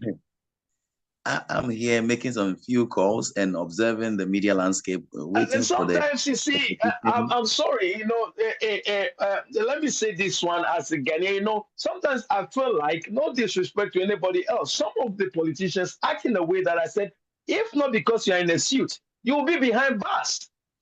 Because the You're guys right. who are supposed to be running the country don't want to run the country. So the questionable characters get themselves into suits and they go there and do all the questionable stuff and nobody dares challenge them. What do you mean? You, the sitting government, is saying this. Okay, so who were the perpetrators? Well, he put his name out there. He's accusing one constituency secretary of the opposition NDC. And now, okay, let's look at it this way. If this is true, that the NDC somehow got the ballot papers, even who appointed the EC? The sitting government. Come on. Are you saying these ballot papers are they are counterfeits? Is that what they are? Or you're accusing your own EC of being in bed with the opposition party to, is that what they're trying to say? It doesn't make sense to the whole seat. All right? Okay, if NDC wants to use questionable means to win, should they take the ballot papers to Togo? And go and do as Ghana is, they don't have anywhere else to hide themselves, to do whatever they want to do to these ballot papers, and do whatever they want to do. Togo and back. Come on. So I'm also expecting the opposition party to also organize a press conference. It's almost 21 hours, almost 22 hours GMT here in Ghana, and I am looking forward for the opposition party to also organize a press conference this evening to tell us what they know about this, and also further accuse the ruling party or the ruling government. Okay. No, we don't want that. You see, and they have set the tone already. NDC, NPP or not, we have a country called Ghana. If both of them cannot act in a fair way, they should just step aside. Let's run our country as we see fit. Okay? Because this is not a time for this. You don't want to put a dent on the elections. All right? You do these things, and then the guys on the street will misunderstand this, and then they have. You, at the beginning of this conversation, you talked about the positive energy. That energy could quickly become a very negative energy. Yeah. Resulting in the loss of lives and properties that we have seen over the years. Can we not have one single elections where we have not lost a life? And these sort of conversations are the instigators that causes these guys on the streets. They say the devil finds work for the idle hands for them to get engaged in a way they shouldn't. Very unacceptable. True or false, unacceptable. We have security agencies. If you suspect something, get them involved. Let them do their investigations. Not press conference you should be calling at this point. That is unacceptable behavior. It's truly, it's very, very unacceptable. Let's not mince words about this NDC MPP. It's unacceptable behavior that on the eve of election, things that should be managed and controlled by security agencies, parties are organizing press conferences to pollute the mind of Ghanaians and to get them energized negatively to react tomorrow. Very unacceptable. Very, very, very, very. It's very condemnable. Because we have to condemn it. If it is true, they intersect those documents or those ballot papers. It was security individuals that did it, isn't it? Was it him? Was it just ordinary people? It would have been the police or one of the security agencies. So meaning whatever it is, they would have been doing their investigations to come to a conclusion what it is about, if it is true. These are not press conference matters. Sometimes we act in a very interesting way in our country as though we are people without,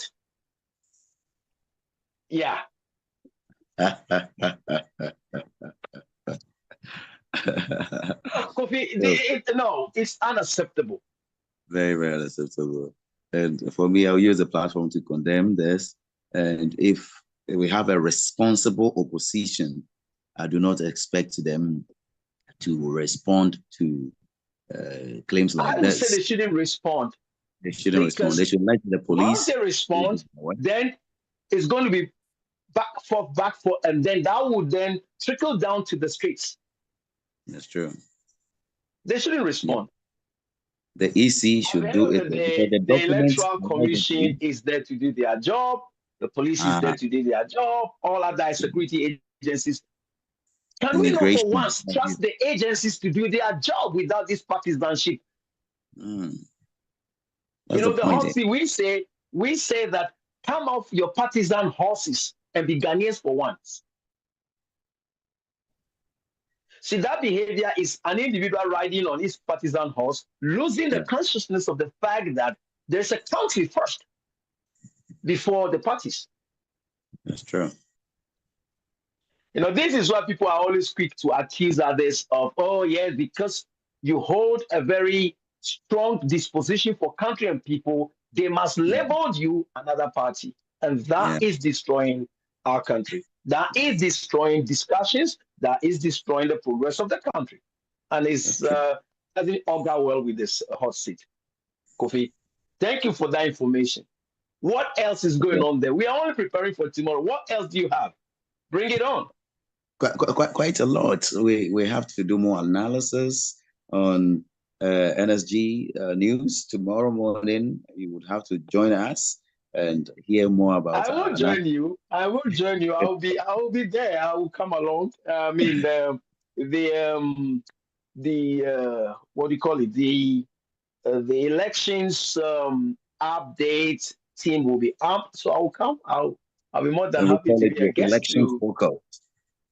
Election focus, it is called. Yes, I know that. So I'll be more than happy to join and participate. Anything for Ghana, I'm on the double. Like a soldier.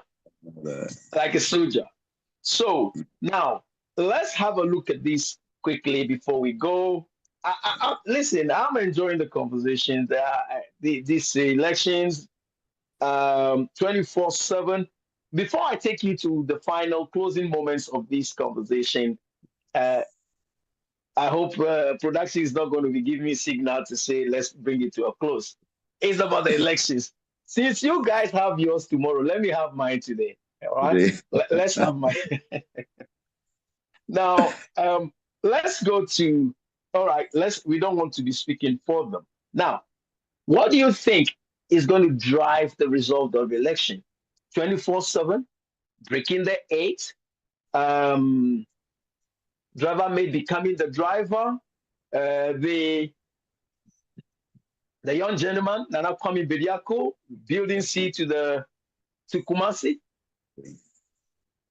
What's going to determine the results of elections tomorrow?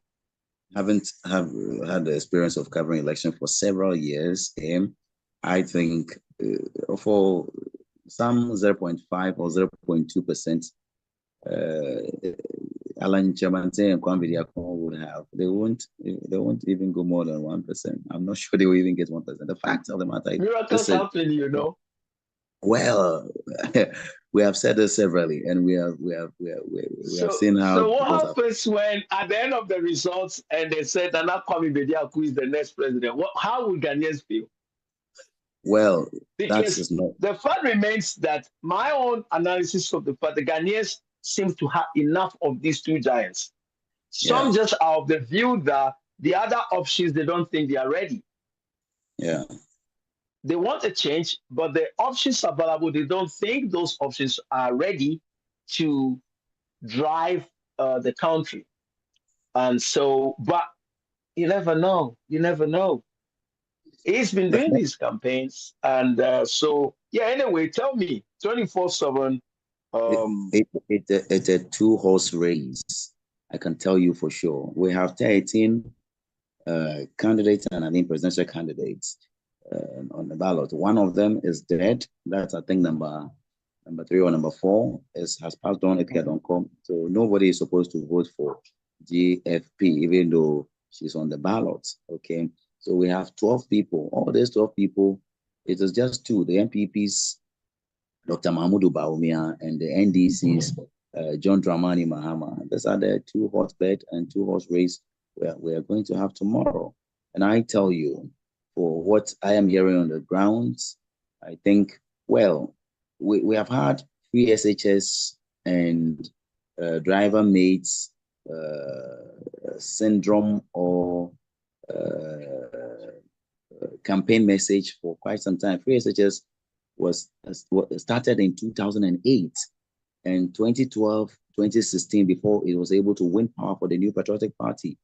In 2020, they fought also on the lines of free SHS. In 2024, free SHS is still on the burning policy burning table.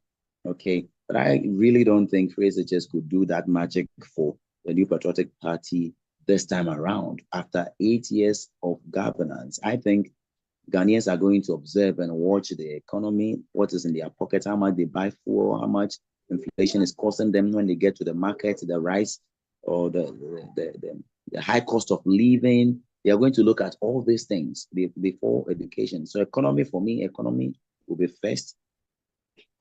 Probably health will be second for me before education. So with the economy being the one of the factors, well, that to say that it's going to be tilting in the favor of 24/7?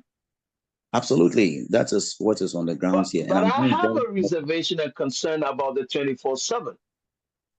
Most of the institutions we have, or the work we have, can only run through the day. They are not 24/7 type of work or institutions. My question is, how much infrastructures do we have for these type of businesses or institutions that run 24/7 to become effective and the drivers of the economy?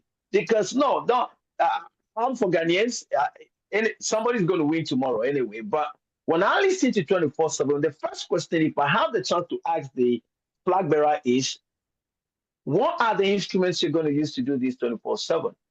I asked one of the chairpersons in Koforidua. He said to me that, they're going to, no, but the infrastructures are not there. The institutions are not there. Ghana is not a widely an industrialized nation. So how are we going to effect this 24/7? That's a very good question, but I have listened to most of these communicators from the opposition NDC. They keep explaining it. I've listened to John Dramani Mahama himself. He has several interviews with the BBC and the rest. But the key thing is this. I mean, if John is able to open a 24-hour service at the Ministry of this institution under the Ministry of Foreign Affairs, okay, the passport department, or even the hub, okay, if with these two institutions, if we're able to roll out, people apply for applications for passport, and they tell them you can't get it this time around. Next 6 months, okay. So we have a huge. But let's stay with the passport. As for passport not being ready, it's laziness. It's not 24/7 problem. It's laziness and people wanting to take. No, let's be frank. Now you've touched the nerves of the hot seat. That is laziness in the highest degree. You can't tell me that you need 24/7 for people to get their passports in 1 month or 2 weeks. No, it's Ghanaians being lazy, the institutions being lazy. You cannot tell me that you need 24/7. Yes, it could run, but that will not be enough to change the trajectory of Ghana's economy. Now, if you're telling me that he's talking about the passport department, the immigration departments and stuff like that, being the key drivers of this is 24/7, then I have a problem. Like I've just said right now, the passports, these are things that could run within the day. The problem we have is everybody, their hand is like this, backdoor movement. So they deliberately delay the job so that you pay extra. Something that annoys me greatly. So if that is one of the instruments he's going to use to drive his 24/7, I say, come on, Mr. President, what are you talking about? That means you don't even know that that institution have a problem. To think that we have to have a 24/7 services as a full-time structure for us to get our passports in time alone tells me that he's not aware of the problem. The problem at the passport office is corruption. I said it. It's corruption. People are saying, bring money, let me do your passport for you. That's what the problem is.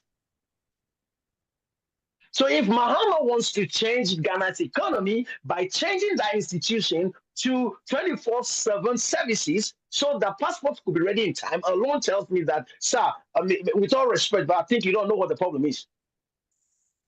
If you are telling me that we are now going to be processing cassava, mango, we're going to be doing all the juices in Ghana, we'll be assembling cars in Ghana, you're talking to me. Of course, I think these are all part of the policy. I hope that 24/7 is just that a slogan just to get Ghanaians to get somebody into office.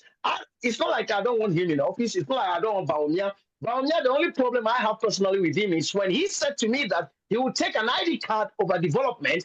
I personally will not vote for such a person who tells me that, yes, I'm not saying ID card is not important, but to make that open statement, undermining development to a card in my pocket, I said, hey, yo, guy, what are you talking? See, sometimes we get excited as politicians and we say things that some of us that are analytical, we be like, yeah. You have a point. Bring both of them to me. I'll challenge them to their own agenda because I can see holes in their agendas. I don't know who the advisors are. No. Yeah, I'm serious, Kukubi. That's very true. I would say you have a good point over them. Of course. So that's just the airport's already run 24/7. The airport's already run 24/7. I mean, you travel and count so long as the plane lands, there are always people there. The crack of 24/7 is Ghana to become an industrial hub. That's true.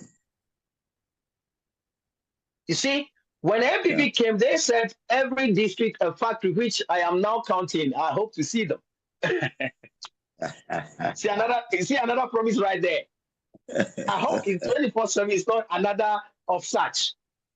Kofi, talk to me. I don't want to get too excited about this.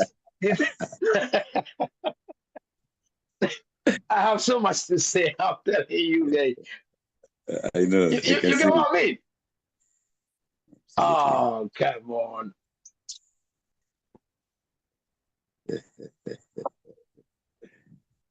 Talk to me.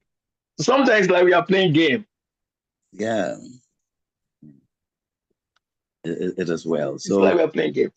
We for us in this country, I think we need a lot of industrialization. And I think a 24-hour economy, if well pursued or well done, could bring that industrial revolution we are seeking for.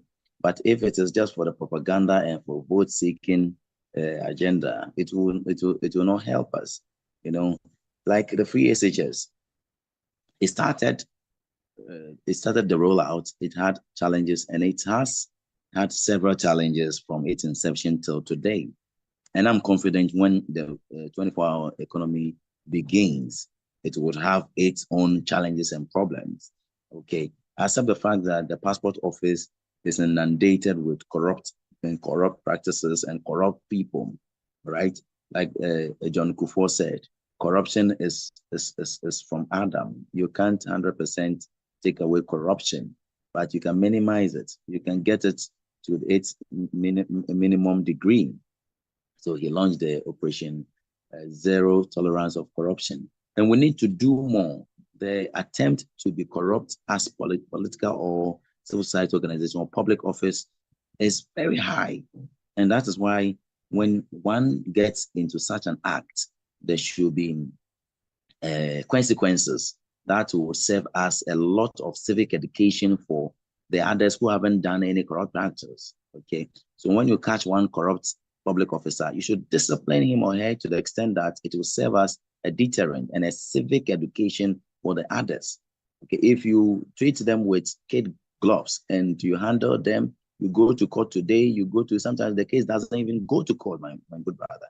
The case doesn't even go to court. Then there would be, if the case goes to court, even they would be tossing you adjournment, postponement, adjournment, postponement, and it would be like that till maybe the next government will come, or sometimes they will even call it off. They will find some excuse to call the case off. So you give pride to the corrupt officials to be doing more. Okay, so I think it's about time we do some more to keep the menace of corruption in our country.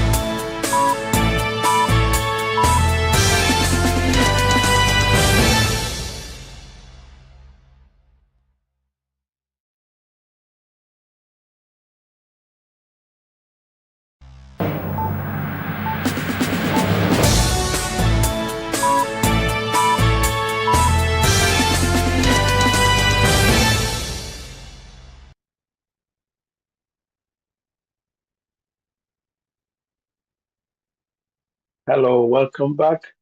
Welcome back.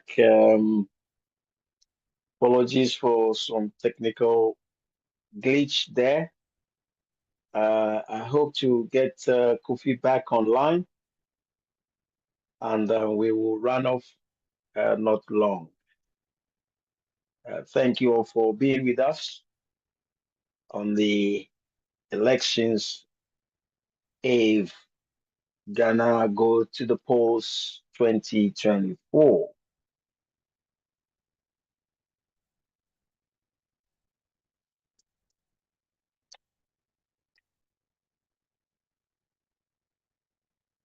Kofi, welcome back. It's like my energy was too much for the network, so the networks just went. So welcome back. Ghana goes to the polls tomorrow, 7th December 2027. And I have my special guest with me, who is in a person of Kofi Asante, a journalist and the president of UPDN. And we've been having conversations on different subjects, and we're back. Thank you for being with us. Now, I would continue with the conversation as Kofi joins us. Of course, you heard me talk about the 24/7, what actually should be in place for 24/7 to be a dream come true and to make a long-lasting impression as far as Ghana's economy and development trajectory is concerned. This is the Hot Seat, Ghana's authoritative patriotic program on NSG News, news with integrity. We promise to give you good coverage of the elections tomorrow.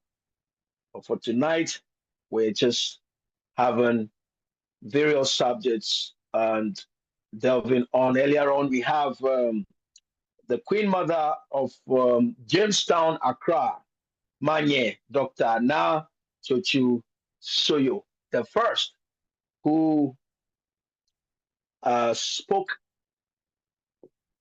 a lot of wisdom and intelligently to our viewers on the Homoyo subject.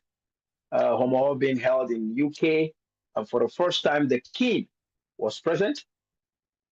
And we then went on to have some conversation on the elections and some what we expect as Ghanaians from the voters and from our leaders. And that's what we've been on. And so, yes, thank you for staying with us.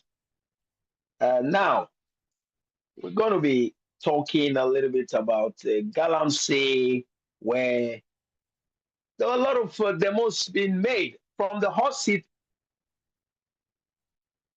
We feel like the demonstrations were more of an attempt to discredit or a partisan thing, but rather than just the people wanting to see a change to the illegal mining behavior by virtue of the small scale and the community-based mining, what it has brought. As far as the hot seat is concerned, the waters are now at the level we will call a state of emergency. They are not drinkable anymore. They look very nasty. And just after those few weeks of demonstration, Galamsey, it's been a while. I've not heard anything about Galamsey, as though Galamsey is non-existent. And that's exactly what the hospital felt, that it seems it is more of a partisan drive to send a signal to discredit another, much more than the desire to see this thing come to a halt. It's rather unfortunate that things seems that way in our country, and sometimes they are that way in our country. And the things that needs done, the problems that need solving, then eventually don't get solved. Look at the waters. Not drinkable. I can see how fishes will survive in those waters. And if after the elections tomorrow, nothing is said of this again, then it means that it's just become a political and a partisan instrument to get people to trigger people's reaction to either vote into power or vote out of power. Because the evidence of Galamsey's destruction, economically, health-wise, is evident among us.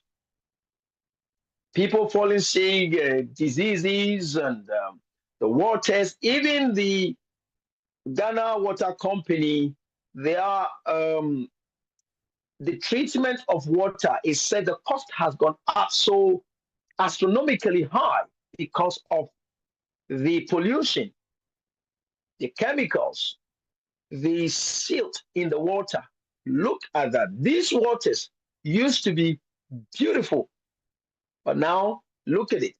And so the question is, should this be a partisan discussion much more than the desire of country and people to put a stop to a destruction that is evident is going to have effect on all of us, because these waters that were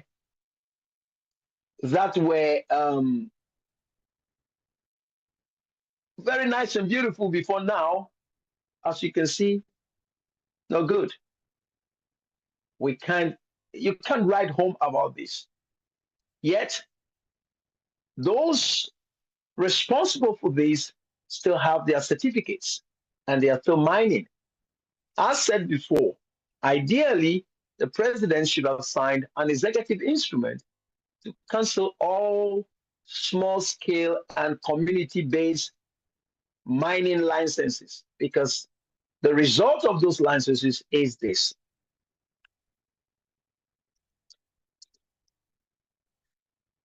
So as we look into tomorrow elections, we're hopeful some of these things will determine who becomes the next government to manage affairs on our behalf.